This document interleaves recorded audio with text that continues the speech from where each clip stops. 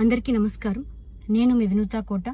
తెలుగింటి ఆడబిడ్డగా మీడియా ద్వారా రాష్ట్ర ప్రజానికానికి, శ్రీకాళహస్తి నియోజకవర్గ ప్రజలకు, నాతో పనిచేసిన మా జన సైనికులకు కొన్ని విషయాలు తెలియజేయడానికి మీ ముందుకు వీడియో ద్వారా వస్తున్నాను.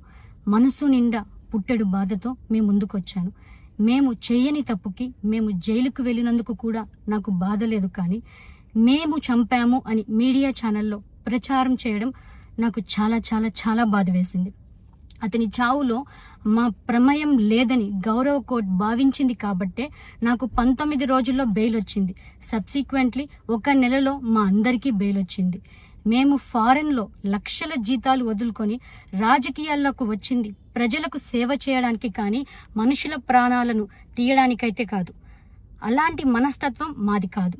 ఈ కేసులో మాకు ఎలాంటి సంబంధం లేదని గౌరవ కోర్టులో మేము నిరూపించుకొని క్లీన్ చీట్తో తప్పకుండా ఈ కేసు నుండి బయటకు వస్తాం. ఈ కేసు చెన్నై కోర్టులో విచారణ ఉన్నందున నేను ఈ కేసు గురించి ఇంతకు మించి మాట్లాడకూడదని మా లాయర్లు నన్ను సూచించారు. మేము ఏ తప్పు చేయలేదు. నిజాలు ఆ దేవదేవుడికి, శివయ్యకి తెలుసు. ధైర్యంగా పోరాడతాం. నేను జనసేన పార్టీ అధినేత శ్రీ పవన్ కళ్యాణ్ గారిని కలవడానికి ట్రై చేస్తున్నాను కాబట్టి ఇన్ని రోజులు మీడియా ముందుకు రాలేదు. మేము ప్రస్తుతం చెన్నైలో ఉన్నాము. త్వరలో నా పైన జరిగిన కుట్రకు సంబంధించిన వీడియోలతో, ఆధారాలతో మీడియా ముందుకు వస్తానని తెలియజేస్తున్నాను.